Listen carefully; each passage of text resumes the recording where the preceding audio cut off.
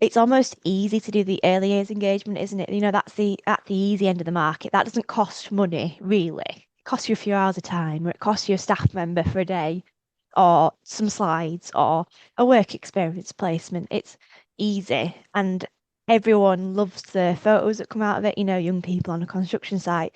It's good for PR. It's fantastic. But what's the point of promoting the industry and saying to young women, yes, it's fine, come in, come join, when further down the line they're going to find that they can't work flexibly or part-time after they've had a family or they've got care requirements of older relatives. They can't climb the career ladder because they're not invited to those golf days, which are the events when you get to speak to the directors or management. Like those kind of things are still happening. And there's not a lot that goes on really to change the leaky tap issue further down the line.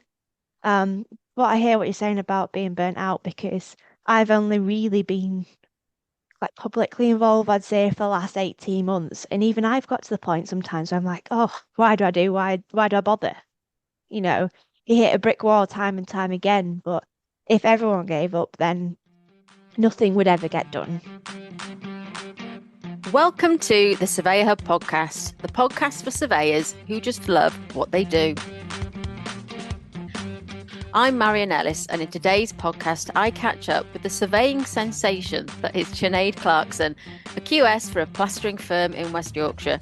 Sinead has made a point of raising awareness about gender diversity and early careers in the surveying sector, sharing her experiences along the way. She's also co-chair of the National Association of Women in Construction in Yorkshire, who have been leading a fantastic campaign for better PPE. Right, so welcome to the podcast, Sinead. Thank you. We've met a couple of times, I think, now, hasn't it? Only briefly at Yeah, various things, but I feel like I've known you for a long time. So it's really good to get to chat to you. And you're a QS, is that right? yes, I am a quantity surveyor. Yep, I work for a plastering subcontractor based just outside of Leeds in West Yorkshire. We're quite a small scale business, really. We sort of only cover the Yorkshire area, but it's nice. Quite enjoy it. And tell me a bit about what that involves then. Is that measuring up plasterboards? Quantity surveying. What's No, that? I'm glad you've asked because I think sometimes as surveyors, there's so many different types of surveyor. We don't all know what each other do we? I didn't realize how many different types of building surveyor there are until recently. So yeah, quantity surveyor, we just look after the costs involved in a construction project. It can be from start to finish, but I tend to jump in at construction stage. So obviously once it's all gone through feasibility and planning, everything like that, it's pricing works, it's managing the contracts, it's looking after materials and labour, submitting your monthly valuations, negotiating on changes and variations in the contract, and then finalising accounts. So I always say it's like a cross between an accountant and a solicitor, but construction specific. Ah, Um, that's a nice way of putting it. yeah, I always use that when I do school events. I think it's quite a nice way for kids to understand where we are really. Because if you say to children, "Oh, I do valuations every month," it's just kind of straight over their head, isn't it? Yeah, So yeah, yeah. yeah, definitely. And do you need to know much about the materials you're costing and budgeting and working out?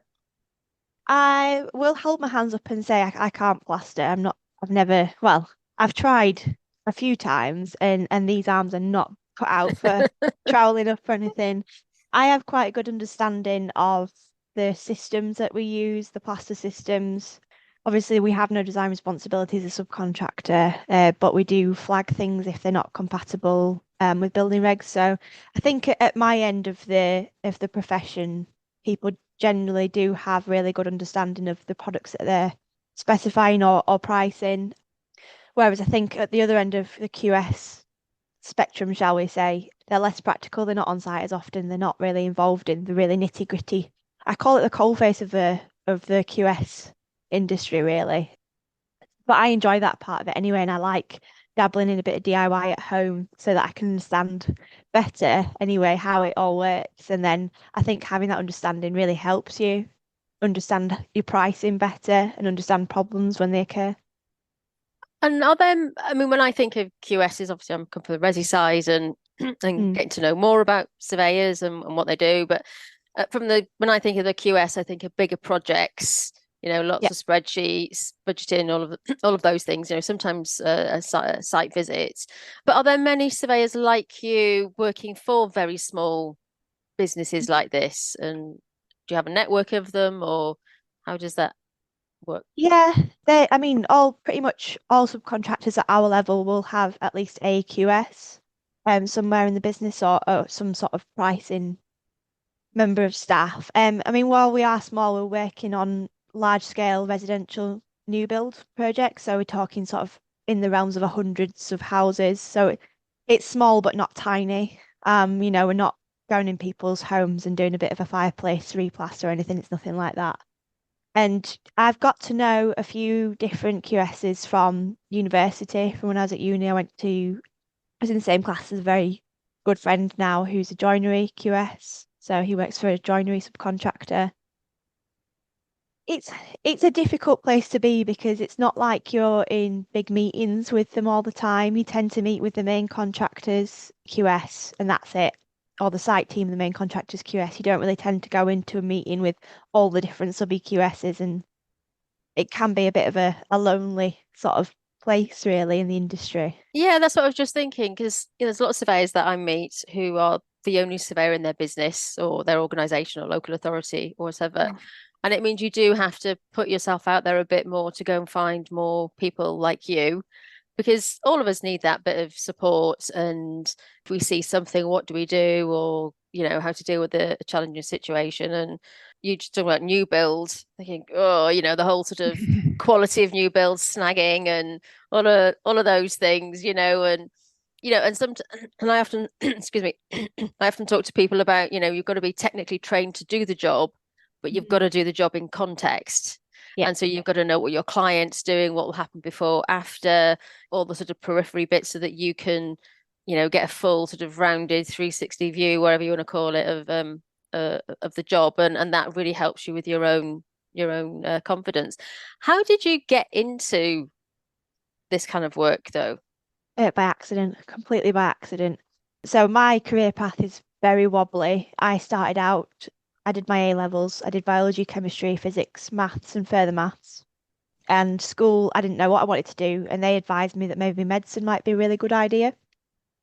So I went and did that for a year and hated it. I went to a medical school where they put you straight in on one day a week. You go into a hospital or a GP and you get that experience. And I just remember thinking, this is not what I want to do at all. I didn't like the sort of bureaucracy of it all. It was very lots of paperwork and lots of lines and red tape and that kind of thing. And I came to the end of the year and I failed the practical exam because I was just really blunt with someone. I am. That's how I speak to Mm. people. And so I decided it wasn't the right thing, and I wasn't going to put myself through 7 years of education and get to the end and still not want to do it. It was obvious. So I changed course onto sports science. So I've got an undergraduate degree in sports science. And on my second to last year, I had a 6 week placement module as part of that course. I was supposed to go and do some work in a lab, and it fell through at the last minute. So with my university, I took a random placement at a plastering firm, a local business who'd put their name down just in case any students wanted to try. Turned up and they said, "Oh, you can make cups of tea. You can do a bit of filing for a few weeks. We'll sign you off. It'll be really easy hours. You'll pass. It's fine. No, don't worry about it. And I hope you enjoy it while you're here." Still here 8.5 years later. So it just really, I clicked with it.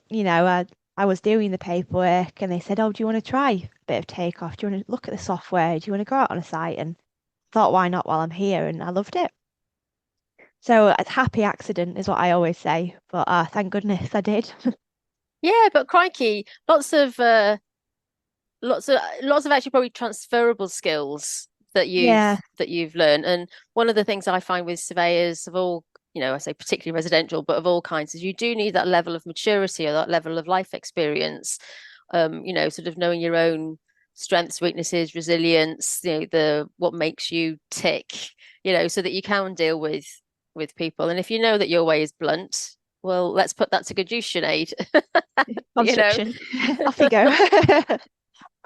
No, my personality, I can be a bit bolshy, I can be a bit like say blunt, direct. And I think as a woman in the construction industry, that's the kind of personality that fits. That's what you've got to be. Certainly in my sort of part of the industry. So I get on with it really well. And I dread to think what it would be like working in maybe a bigger business or for a council or something where again, paperwork and things. I've just found my little area that suits me and I love it.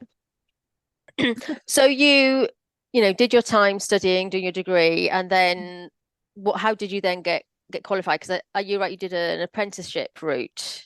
Yes, I did. So I worked here part-time whilst I finished my full-time undergraduate degree. The I sports wasn't a very, science one, yeah. yeah, yeah, I thought I might as well finish that. I was over halfway through.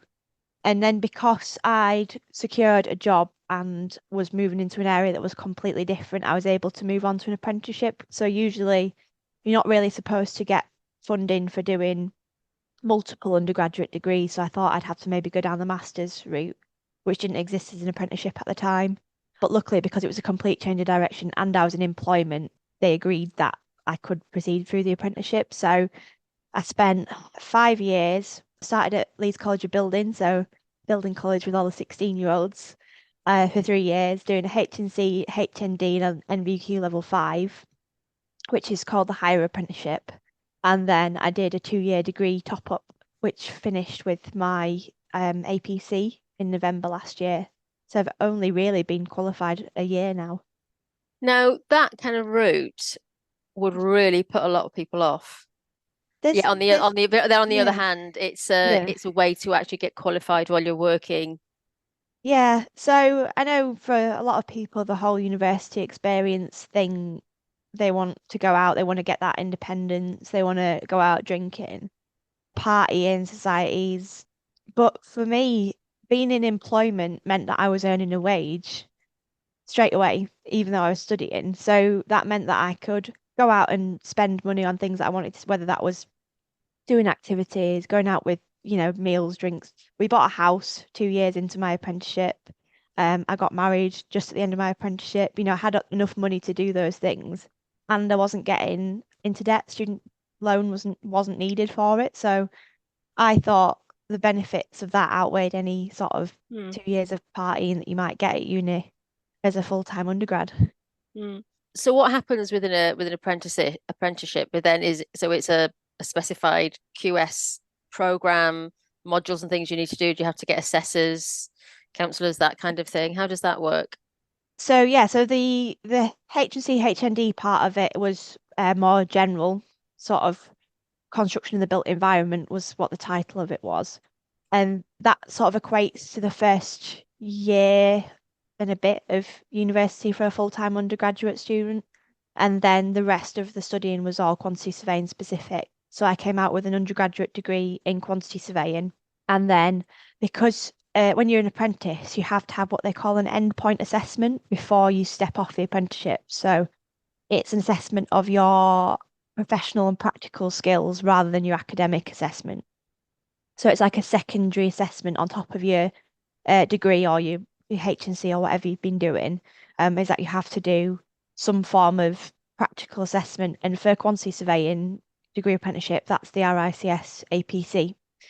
So the last 18 months of my degree course, I was also preparing for the APC under the 24-month route. And that's just like doing the APC under the 24-month route for anyone. It's the same process. So I had to get a counsellor, which was very stressful because nobody else in my business has done the APC before. So I had to get an external counsellor who was fantastic, thank goodness. And then I had to go out and network and find people to help me through the process and put the names to my submission and everything because I didn't know anybody that was chartered. All while doing my dissertation with the university, finishing my degree and working full time. So it's a lot as an apprenticeship, especially when you come into the last 18 months to 2 years of your apprenticeship. There's a lot going on, but I just saw it as an opportunity to really develop my sort of time management, my coping skills. It's sort of been like in a really stressful project at work. So I quite enjoyed it in a really weird way. And then to pass first time straight away within a few months of doing my finishing my degree I was really proud of that. Yeah, and you should be. And I think people, anyone who sort of studies part-time while they're working, or for me, that just shows a lot of resilience and a lot of commitment to. I mean, are you still studying now, or have you got all this time free? I had a break for a year and I've actually just started my master's. So I missed it too much. I had too much spare time. Thought I'd better fill it with something. So yeah, I've moved on to a master's now, but that's not an apprenticeship, so that's just academic. It's fine. Yeah. So you said you had to reach out to, find counselors, assessors, and that kind of thing. Yeah. How did you go about that if you didn't know anyone? How did you get started?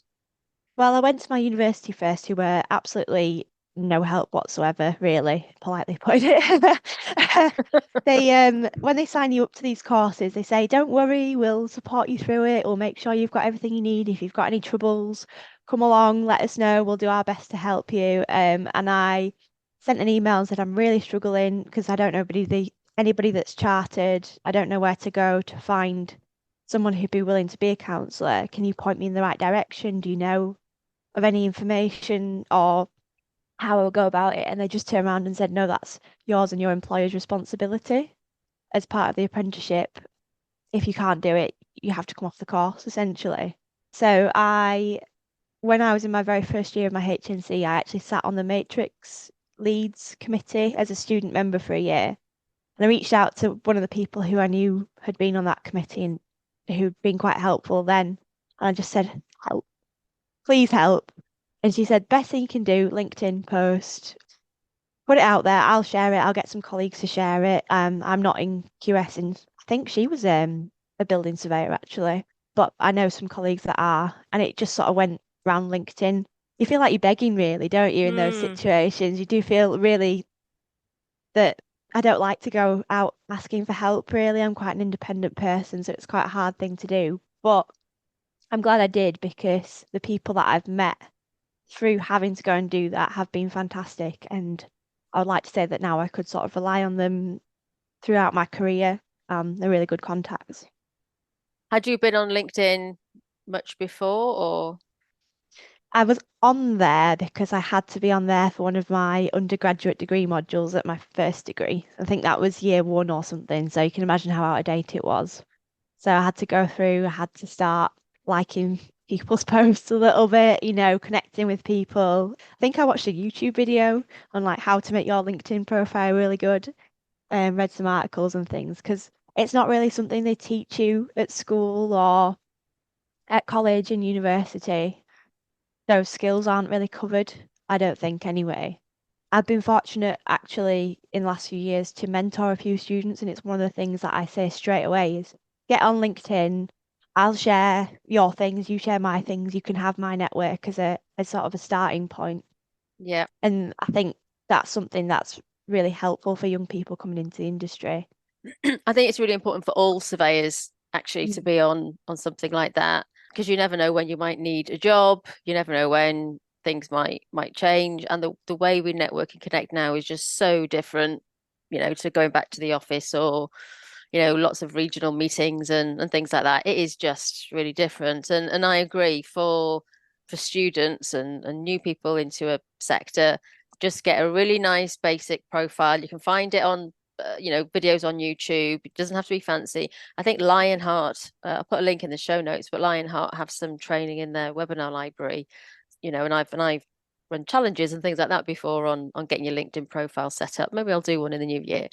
And but just having something basic set up is the first thing. And you don't have to post, if you're not confident enough to do that. We overthink things totally when we post, but the best thing you can do is comment. If Mhm. you're looking for other QSs or other building surveyors or resi surveyors, find them, see what they're sharing and comment. And it just starts with a thanks for that, or Yeah. oh, that's interesting, or I've never seen one of them before, and gradually you build up that confidence. And the sooner you can do that, Hmm. then it becomes a lot easier then to say, actually, I could do with a bit of help. And you've built up a bit of relationship and rapport. Yeah. I think there's the other side to LinkedIn though that you have to be careful of, and I've certainly fallen into the trap of it sometimes, is that you can end up feeling very but behind almost. You know, you see everyone, and it's the same thing with any social media, really, isn't it? It's this glitzy, glamorous, perfect career picture that everyone puts out there, and you see these people that are posting every day, big, long paragraphs, really informative posts, and you're thinking, gosh, my profile's just, I'm just reposting other people's stuff, I'm just commenting on stuff. And I think a few months ago, I really felt quite stressed out by it almost, trying to keep up with everyone on there, trying to keep up on making relevant posts, on being present. And then I found out that one of the people had actually, they pay someone to post Yeah, those they do. things for them. Yeah, They do. I It's didn't the know same that. with so there's some of these people who write in articles in a lot of the magazines or trade press. They have Yeah, copywriters, a lot of these big firms to do it, or yeah, they get somebody in their department to do it. Or mm, these days it's Chat GPT, which seems to yeah. be the answer to all sorts. Yeah, so I'd been putting all this thought and time into anything that I put on there, and then realized that really most of it's just garbage, really, isn't it? It is, and it's people think they need to track the number of impressions and followers and views and all of those different things and likes. But Mm, really, you've got to view it as a tool. mm, It's just like putting your CV out there, and it's hmm just a profile. It just needs to tell people a little bit about you. And if you're posting anything or commenting on anything, it just needs to be helpful. It needs to be relatable, and it needs to show some kind of emotion. And that emotion doesn't have to be your X Factor story of what happened to you when you were five, but it's just showing that that you're a human being at the end of the day, and you engage with Mhm. people. But you have to work up to that. I remember the first time I used to, it was only like what 6 years ago that I started using LinkedIn when I left my corporate job, and that was scary. And sometimes I've used it lots, sometimes not. I absolutely get comparisonitis Yeah. with everyone else of, people have got businesses doing different things, or when they're asked to be involved in things and I'm not, or, and you just sort of scroll through and it just becomes an absolute mess to Yeah. to look at it, and you hate it, and then you think, oh, why do I do all of this? And it gets a bit dramatic.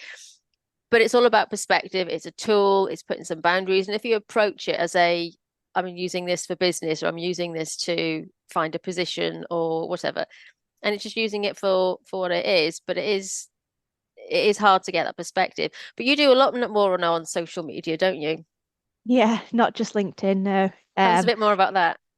I think it was about early this year that I started on TikTok and Instagram sharing my career, bit of jokey content as well, but mostly what the role of a quantity surveyor is and information on apprenticeships, information on starting out in the construction industry, professions, that kind of thing. Inspired by yourself, actually. Which is really funny. Because I started to do some TikTok videos and things, Mm, mainly to let off steam because I was quite frustrated. I was just coming off governing council and all the different stuff that were happening in my sector, and I hmm do that, and I thought nobody on there will look at me, so it's fine.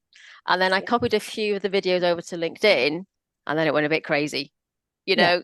And I approach it with just have a bit of fun with it. But then I actually haven't done it for quite some time. I've taken a good Yeah. break from it, to get a perspective. But I dread to think what inspired you It can to be a do. lot, can't it? You know, you try and think, oh, I'll do one post a week, and it actually takes a long time to prepare a good post. The jokier ones are a bit easier because you sort of just do them, but yeah, and the more sort of in-depth career information posts are a lot really. But no, I started sort of watching your content that you were doing, and I saw a few legal apprentices doing content. And I thought, oh, I wonder if anyone does QSing on there. And I just couldn't find a thing really. No, there's nothing. Um, and what I did find was very, very dry. Very, I think there's some people that do some like technical reports and stuff on videos, and it's just not really aimed at younger people. That's where I wanted to aim my content. So I started doing silly dances. I think my first one was maybe ABBA or something like that. Just dancing around, singing along. And it's just taken off really. You know, some of my videos get upwards of 50,000 views. A lot of interaction from young people who then feel that they can reach out because I'm quite, I guess, approachable online, asking questions about what A levels are good to do, how to find an apprenticeship, and what kind of skills they'd need, maybe going in, how to write a CV the right way to apply for an apprenticeship, all those kind of things that I think sometimes are missed again, those sort of soft skills, those career skills that school doesn't teach you. And they're going to social media to find that. I saw someone call it edutainment the other day, which I quite liked. Yeah, Um, yeah. and so like Gen Z, I think it is a stat like they're spending 5 hours a week consuming careers content online. So young Uh, people they're not going to Google anymore. No, this is it. And they're not really going on LinkedIn because they're not there No, yet. it's not And appropriate that. and this is it. You've with any kind of social media or any kind of marketing, you've got to understand who you're talking to, who the Hmm. content is aimed at, what's the purpose. Otherwise it's just, it's just a hobby. And for me, yeah, it's just letting off a bit of steam sometimes. Mostly it's me saying to myself, I'm still a surveyor, even Yeah, though I'm not practicing in the same way as some people do. I'm yeah. I'm hanging on in the game. But I do find I get low, like you, not as many as you probably with your forever, tons and tons of followers. But I do get people asking, how do you get started? Yeah. What happens? Questions, etc. And I just signpost, signpost, signpost all the time. And it's Hmm. really nice to be able to help people in that way. And I do think there's huge opportunities that are missed if there's just a handful of us as surveyors doing Hmm. this or talking about this. Got to go to where they're at now. Conveniently, they're all in school, so it's good to be able to herd them in one place and go and visit them in a school. But we don't always take stuff in at school. And if your teacher and your parent or whoever is telling you whatever, you want to see some reality to it, or just see the fun side of it. Yeah. And that's the bit that I get back from people is that just sort of the laughing at the things that we do, whereas you're Yeah. sort of a bit more specific in terms of, okay, well, this is how you get started, and yes, it is. I think you're really cool in the stuff that you do. Oh, thank you. Not many people tell me that anymore. I'm 30 next year and I'm losing Yeah. that. I'm losing that try, cool badge now, but try being a bit older than that. I really enjoy doing it. And like you say, it is a bit of when you have a serious job, I'm gonna say a serious job, sometimes it's nice just to do something that is a little bit more playful, shall we say, a little bit more youthful, keeps my brain active because you have to keep thinking of what's the next thing I can do? How can I make that trend or song fit some sort of content in my area, that kind of thing. And you're absolutely right. We do serious work. We do important, dangerous work sometimes that has a real impact on people's lives. Yeah. And it sometimes it can be quite a physical job, demanding jobs.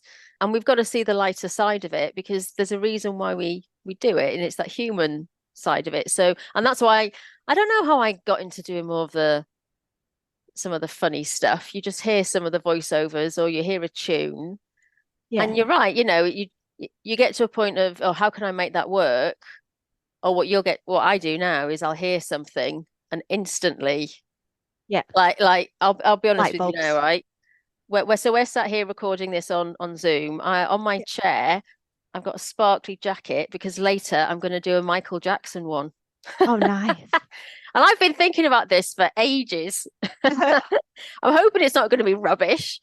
But it's just gonna give it a go. I did an Elvis one, I've Yeah. done Billy Ocean was quite a popular one, and you Yeah. just think you just start to tune into it, and you start to see patterns. And I just do it for a bit of fun, and if it lightens up someone's day or helps Hmm. helps bridge that gap and make some of it relatable, Yeah, then definitely. then there's no harm in it. And there's there is a lot of judgy people out there over don't post personal things on LinkedIn. No, for goodness sake, Yeah.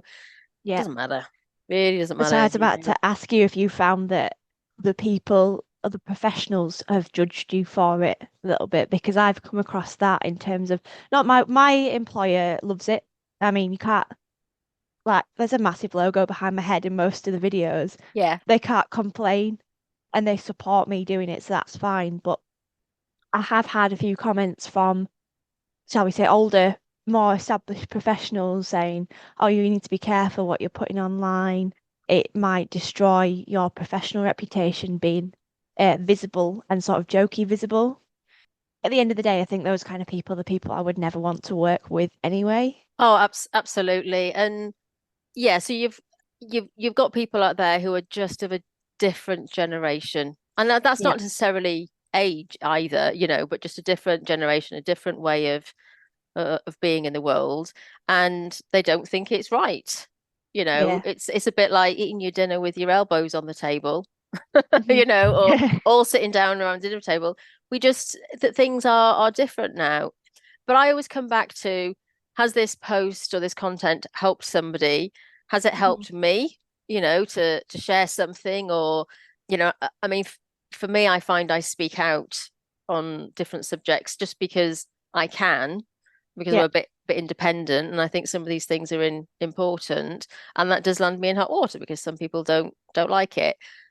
And it's interesting. So even things like the Surveyor Hub, there are some firms out there who tell their surveyors, you must not post anything in there, and it's like, yeah, but they're all hanging in there, or they're messaging me, or they're posting anonymously because they need support, yeah. and it's like you're a human or you're a surveyor first Mm. rather than I mean, of course you're not going to share addresses and yeah, and things like that. They sort of miss the whole community part of it. But you do get people who are very judgy, and I wonder, would we get that if we were men? I don't know. But I'm doing it to show that it can be done, and literally if I can do it, and I've Yeah, inspired someone like you to do it, and you're doing really well on it, then there's a market there for others, yeah. and it's working. But it is hard when you get criticism, and I think when you get blatant criticism on your posts, you get to a point where you can manage it, or you can respond constructively, or Yeah, you'll get other people jump to your defense yeah. and comment. And then you can decide whether you take it down, whether you delete comments and things. And none of that is nice, but you follow it through.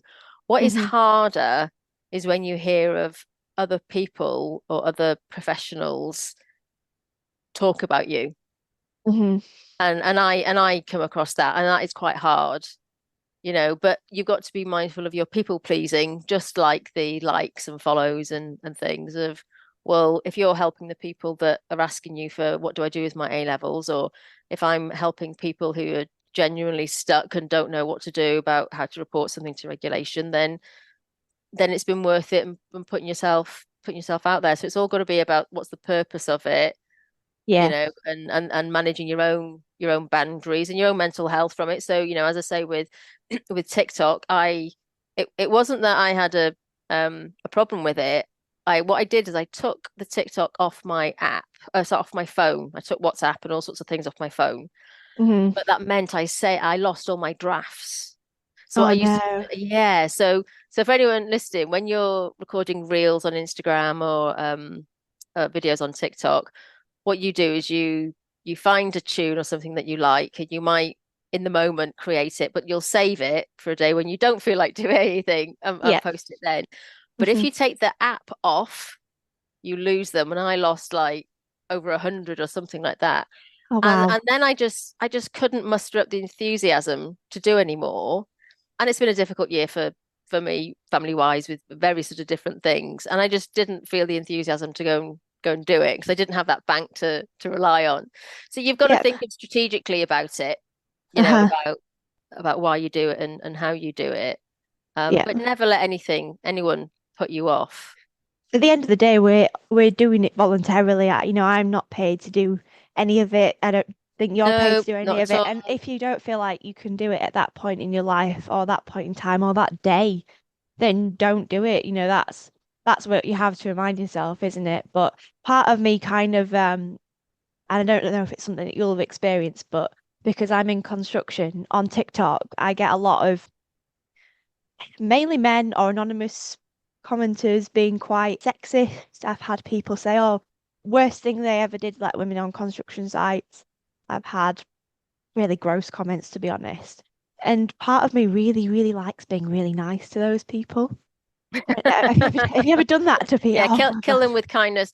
So, Oh, no. So I've had worst treatment on LinkedIn yeah. by professionals I know, but I'm not young like you anymore. So nobody's doing that to me on TikTok. But also surveyors, my residential surveyors aren't on TikTok, but on construction it's wider. So you've got a bigger audience if Yeah. Yeah. in that sense. And that's something that you've got to manage, Hmm. of how much is too much and what do you put off. And a lot of the time we don't always use the filters to block people, to protect ourselves. There's lots of things that you can do. The other thing that I think people don't realize is that you can repurpose all of your content. Yeah. So as we're recording this, it's December. I haven't got many videos and things out there that I've done lately. But last year, I've got a post going out tomorrow, and last year I recorded a really small video. My daughter was asking for a house for Christmas, Oh, bless her. and I realised it was because there was a new build development we drive past when we go to the shops, and it's got like a big bow on it. And she was like, Oh, "Oh, I want a new house." And so I just did this like little video zooming in, and that was from last year. And I'm yeah. reposting it and using it again this year. Yeah. Now people are, when this goes out in the new year, it'll have gone, but you can repurpose stuff. You don't Yeah. have to be on there all the time. And that's the thing that I've found. So probably about 8 months, I've actually not done an awful lot, but it Mm.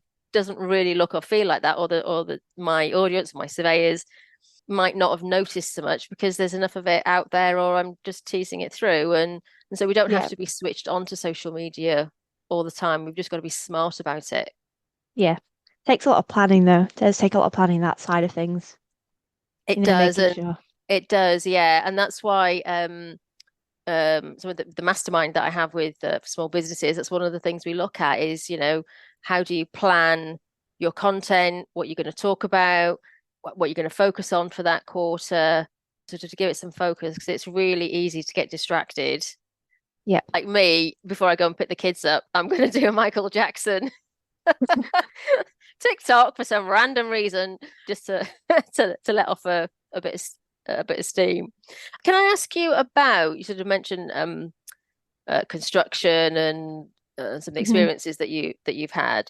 Do you see a difference between surveying and construction when it comes to diversity? Yes, definitely.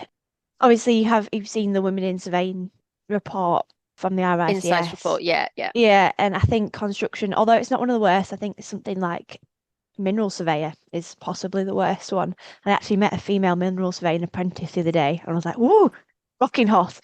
Um, yeah, I think QSing is sort of nearer the top than a lot of them are, and a lot of us in construction. I didn't see another woman on site at all, no matter another female QS, another woman for the first 3.5 years of my working life. And Which is just crazy yeah, it can be to think that. very difficult. And I think it's something that a lot of other different types of surveyors maybe might not, even other quantity surveyors who work with consultants and that kind of thing, won't have those kind of experiences. We still don't have a toilet all of the time. You might go to a site and they just don't have a woman's toilet, or it's locked and no one knows where the key is, or it's been used as a storage cupboard.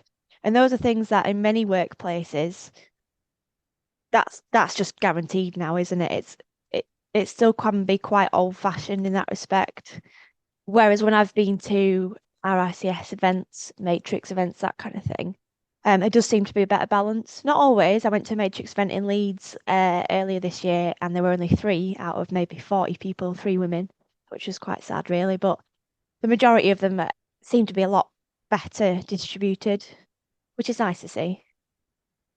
Yeah, it's interesting, the Mm, whole women in surveying or women in whatever sector journey, as I've come to the other end of the career, my career to you, is just learning about women and how we're all diverse. We all want different things. We all have absolutely different attitudes as to the kind of support we need at Yeah. different types of our times of our lives, which doesn't it doesn't help.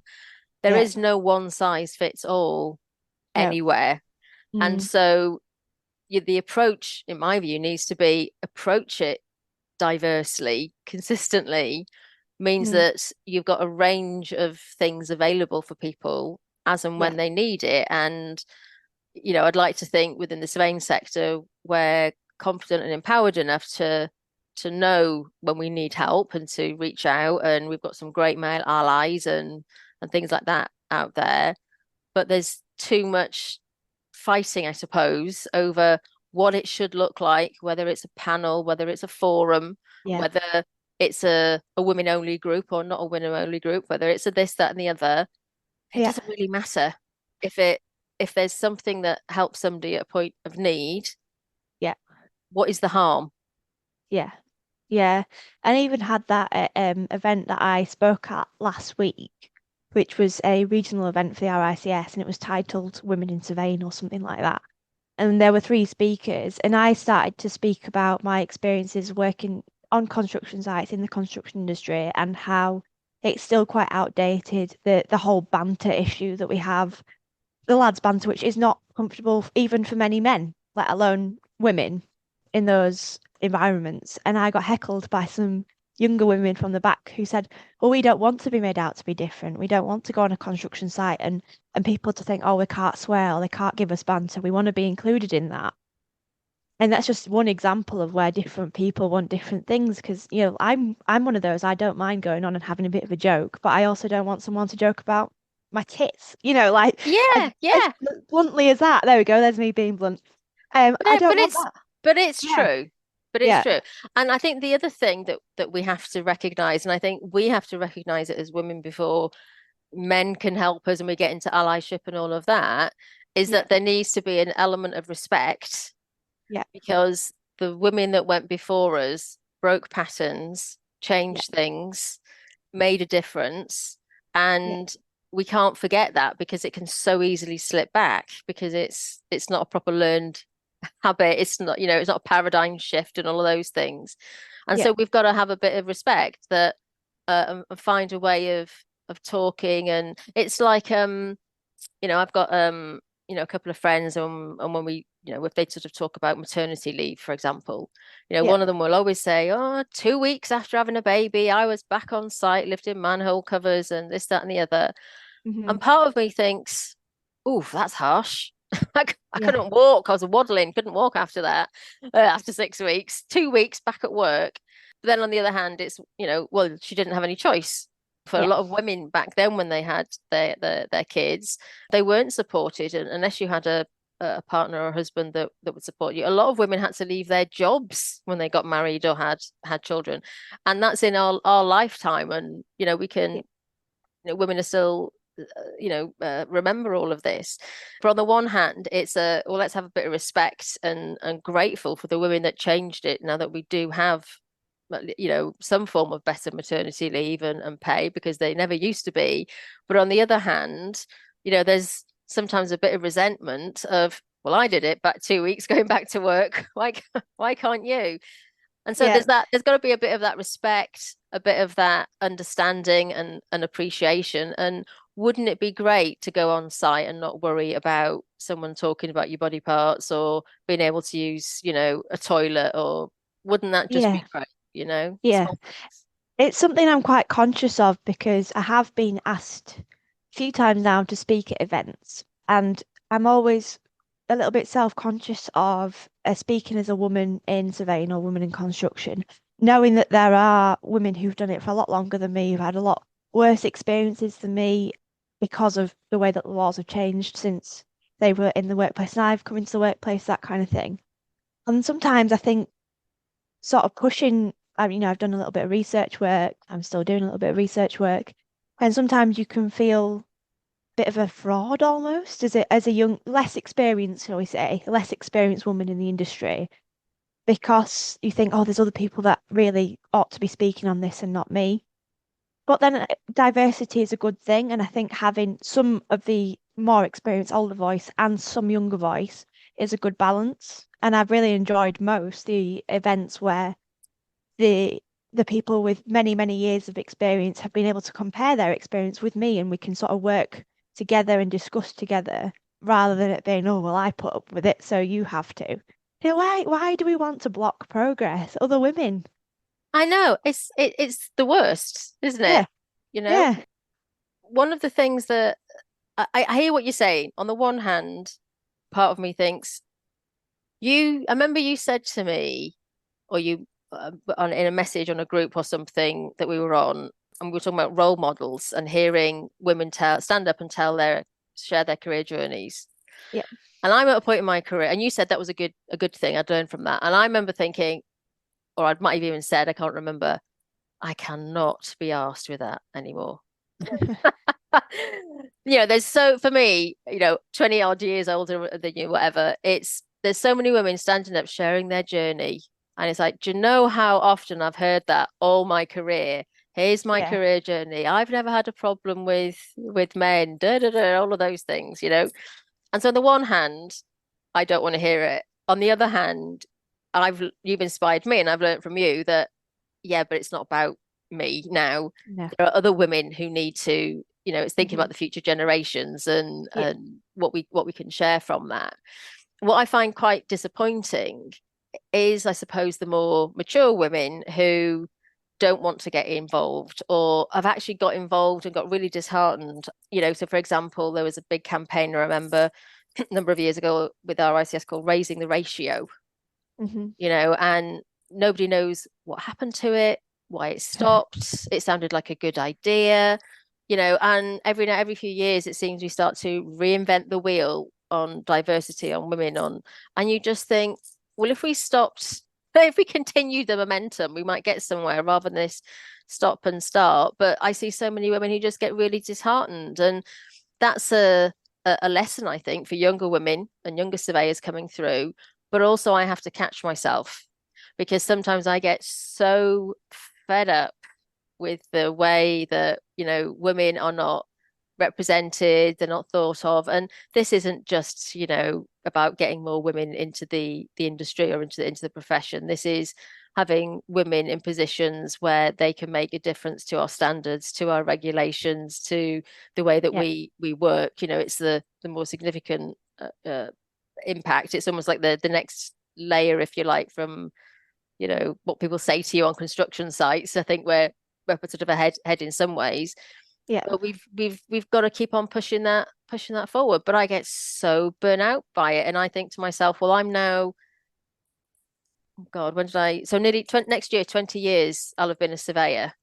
Yeah. And probably for the last 4 years, every year I've thought, do I need to be an RICS member anymore? Mm, Should I do this anymore? And yeah. yet, the average length of membership for women is 16 years. And if I leave, then I just become another statistic, and I sort of catch myself, and have to G myself Yeah. up again. But it is, for a lot of us, it's hard, you know. Yeah. I was just talking about that actually at that event because I think it's almost easy to do the early years engagement, isn't it? That's the at the easy end of the market. That doesn't cost money, really. It costs you a few hours of time, or it costs you a staff member for a day, or some slides, or a work experience placement. It's easy, and everyone loves the photos that come out of it. Young people on a construction site. It's good for PR. It's fantastic. But what's the point of promoting the industry and saying to young women, yes, it's fine, come in, come join, when further down the line they're going to find that they can't work flexibly or part-time after they've had a family or they've got care requirements of older relatives. They can't climb the career ladder because they're not invited to those golf days, which are the events when you get to speak to the directors or management. Like those kind of things are still happening. And there's not a lot that goes on really to change the leaky tap issue further down the line. But I hear what you're saying about being burnt out because I've only really been like publicly involved, I'd say, for the last 18 months. And even I've got to the point sometimes where I'm like, oh, why do I do? Why do I bother? You know, you hit a brick wall time and time again. But if everyone gave up, then nothing would ever get done. Can be a It heavy is. burden. It is, and it's one that we've all got to share to move forward. But the things that have kept me going are the messages, not the Yeah. dodgy ones, but the or the funny ones, but the messages from somebody that just says thank you so much for sharing that. That Yeah. made a difference. Yeah. Or someone that comes along and says that Marion, that thing that you said 5 years ago, and I think, shit, what did I say? You I have could have those been at moments, any don't state you? of mind then, but it's those things that showing you've really got to, whatever you're doing to make an impact and make a difference, you've got to keep on looking at, well, you know, noticing the signs that you're making a difference. And then I think that's why, with the women in surveying work, for want of a better description that I do, it's more about showing what is possible. A lot of people don't like the word empowerment. It's not about making people strong, but it's helping you believe that you can, Yeah. and even if it just helps one other person, then it's worth it. And some of my most favorite get-togethers or Zoom onlines or whatever have been when there's just two or three of us. It doesn't Yeah. have to be a sold out event, but if it's not, then it's looked at as failure. It's like, no, it's not. And then I suppose this is where the traditional model of what a women's group does or doesn't look like, or a panel or forum, or however we're tackling diversity, is it's never going to be right because we're all different. So if you start Yeah. with that point, then you move forward. And I think there's just so much that we need to learn, not just about women, but about surveyors across the whole piece.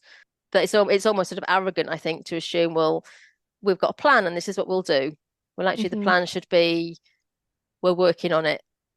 We're working Yeah. on it. This is what we know now. We're tweaking it. This is what we're going to do next. Let's keep it going. Yeah.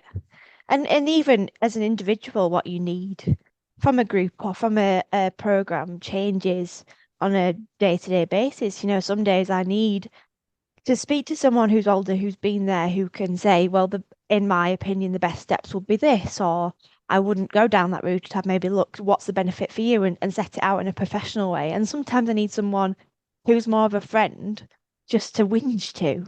Yeah, yeah. You can't, even individually, we don't need the same thing all the time.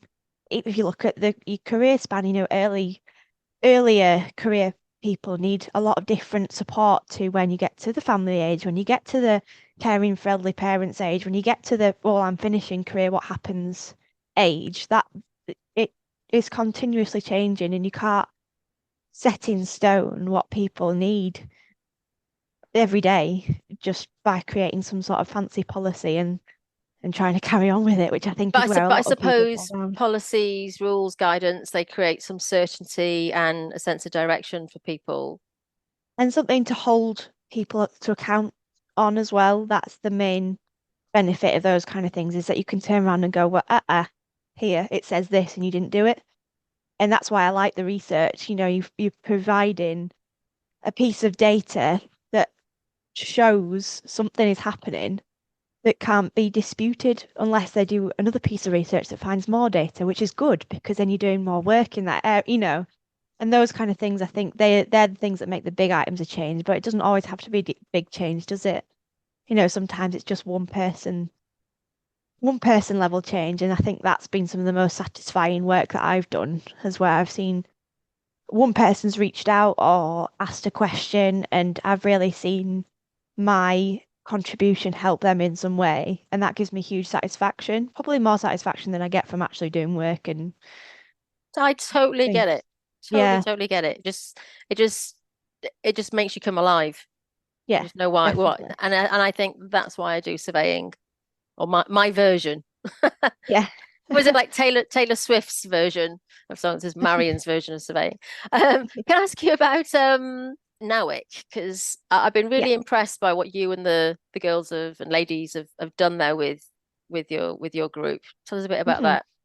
Yeah, so NAWIC, National Association of Women in Construction. I'm co-chair of the Yorkshire region. I haven't actually been co-chair for very long. I stepped up towards the back end of the summer, which has been actually a really nice change because I went from being in a role, I was organising an early years engagement programme we do called School to Site, which is where we organise a site visit for young people, predominantly women, but we're not we don't exclude if there is a young man or anyone who wants to join can join essentially. Take them on construction site. They do a guided tour and meet different roles all the way around. So that's professional and trade roles. Get to speak to them about their job and then come back and do a fun workshop and a quiz and stuff.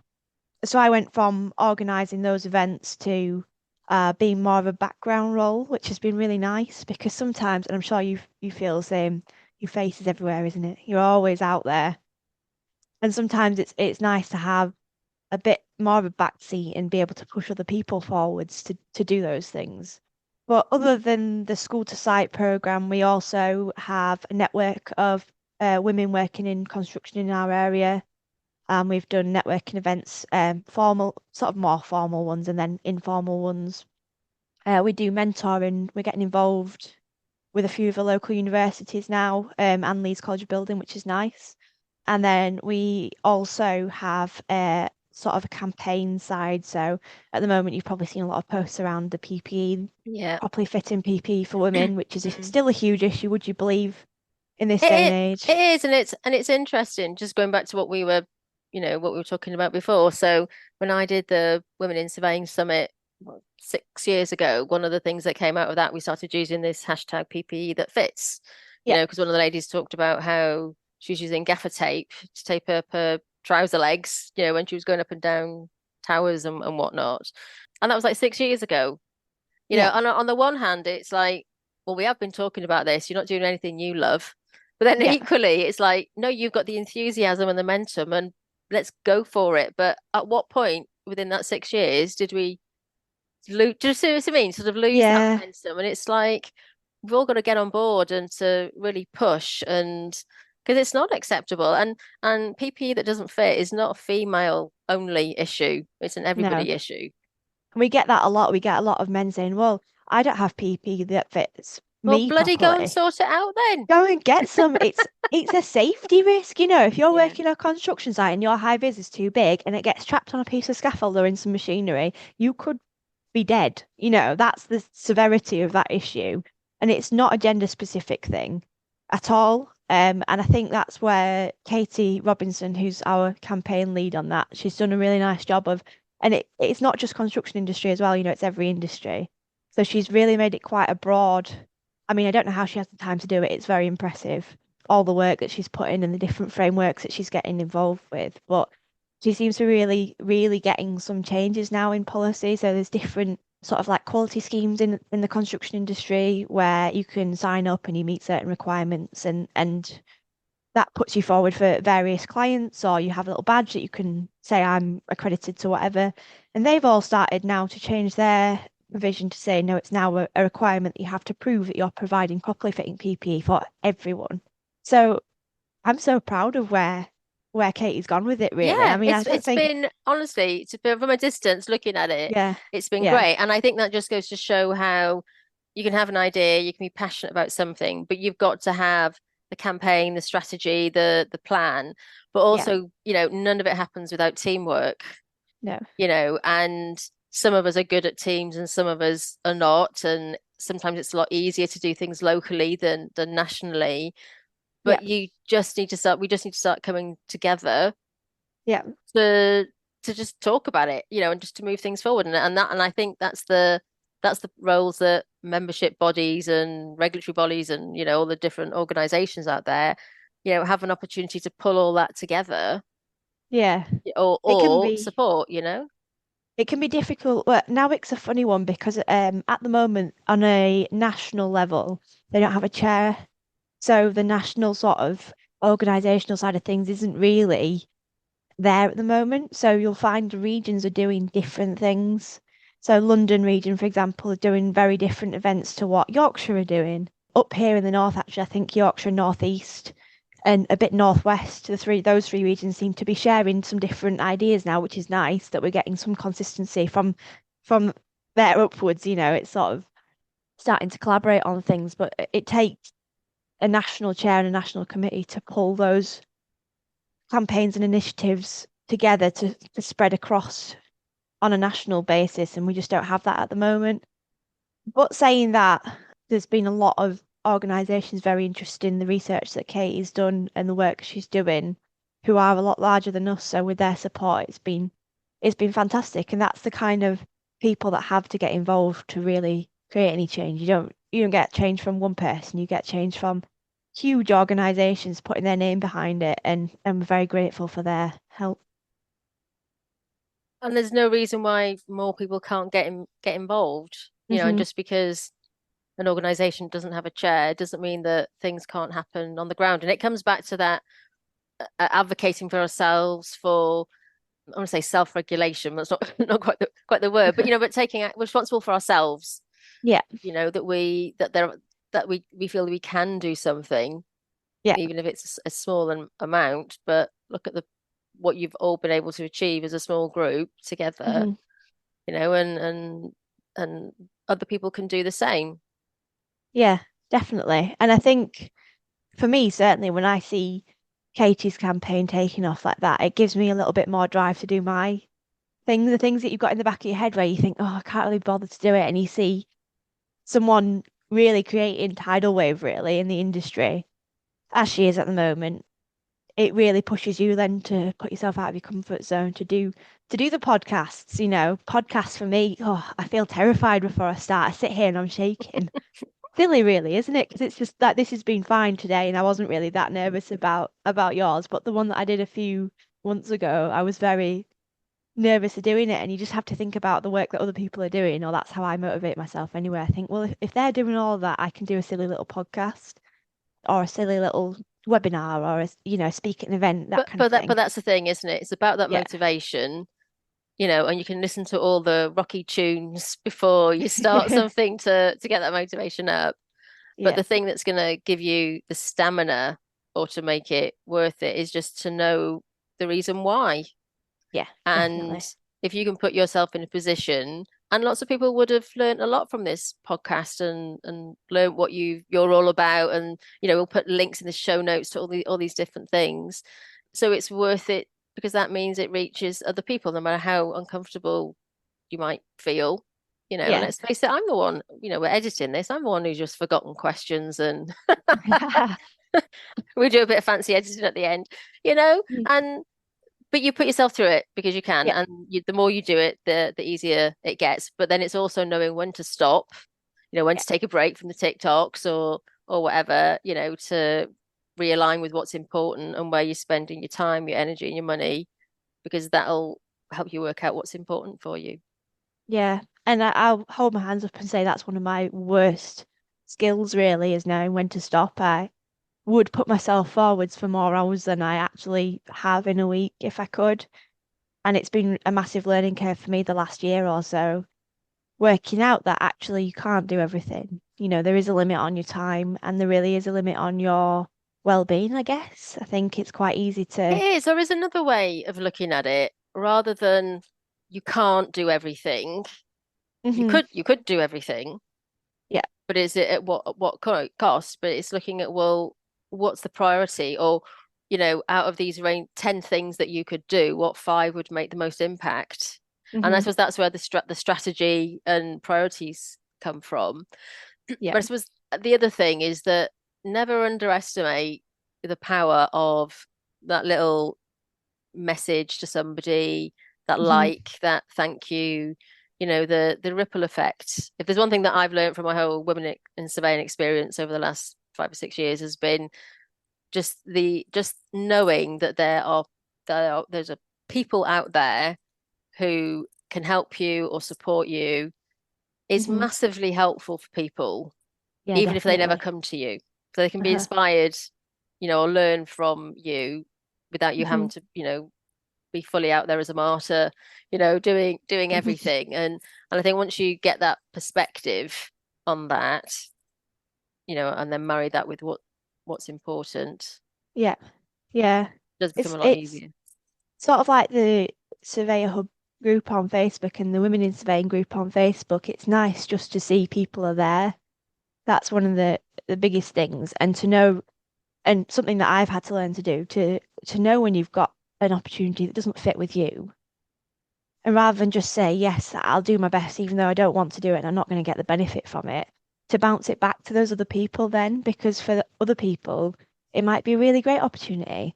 And by doing it, taking that opportunity, not really benefiting, not really enjoying it, you're taking that opportunity from someone else.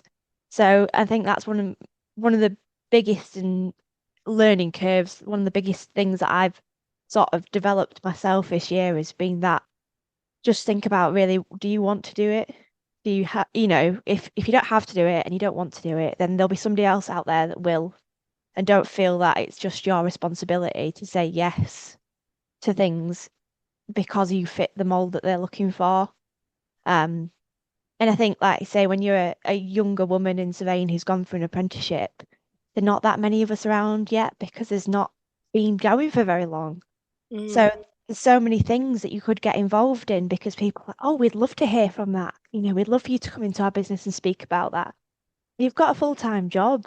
Yeah. There's people out there whose job is to go in and speak about those things and help businesses with those strategies that they want to hear or whatever. People that they can pay to do that. You don't have to say yes to those things. So I think in the last half of this year, the balance has got a lot better. And I've really enjoyed sort of picking out the opportunities that, well, I tend to go for the ones that are scary rather than the ones that I think are easy. I always think, oh, if I do that all the time, if I've done that before, no, I don't need to do it again. I'll do something else that's more challenging because I'll learn more from it. And that's sort of been my test. And I think it's working well at the moment. And I think there's a thing there. Rather than worrying about making the right decisions, it's just do the next thing. Yeah. Do something different, make a change. Yeah, exactly. And I found that, go and do a bit of TikToks. Yeah. Now I've stopped for a bit, might do a few more once I got my Michael Jackson one out of the way. Oh my God. I'm really looking forward to this. Yeah. Don't keep it in drafts. I want to see what's going on. Never to be seen. Yeah, and I'm the same, what's next? What might I try next? Maybe I might try doing nothing for a bit. Who knows? Yeah. But it's just the next thing, and that does take a lot of pressure off. Sinead, it's been really good to catch up with you. Thank you so much. I'm glad you came. Yeah, you've made it really enjoyable, actually, doing a podcast. It doesn't feel formal at all. So if anyone else thinks maybe I'll do it, recommend it for me. Yeah, we just chat. It's just because I'm really lonely, so I just chat to loads of loads of people. No. Well, do you know what? Do you know what? Why do I do chats like this? I think I did a couple of early podcasts where I was interviewed, and I didn't enjoy the experience. Yeah. And when we started the podcast, and it was all meant to be talking about serious stuff, and then the pandemic hit, and I just realized that people just needed a bit of lightheartedness, and I needed that, going through the pandemic and everything as well. So it became just about a conversation, that you might have with somebody. But then for a lot of people, it's not proper enough. But then they're not listening either, so they can bugger off. Exactly. It doesn't, not everything needs to be serious all the time. And Michael Jackson dances are definitely in that Oh, I didn't say anything about dancing. Didn't say anything about dancing. How can it be Michael Jackson without some dancing? Can you not mean what? Oh dear. Sinead, lovely to talk to you. We'll catch up again soon. Yes, lovely talking to you. Thank you. All right, take care. Bye-bye. Thanks for listening. I hope you enjoyed this podcast, and maybe we'll see you over on TikTok. If you're new to the Surveyor Hub, do check out some of our past recordings, and when you're ready, leave a review on Google or Apple iTunes, or you can buy me a coffee. All the links are in the show notes. And if you want to find out more about how working with me can support your surveying business journey, please do drop me a message or take a look at the many free resources for surveyors and small businesses at lovesurveying.com.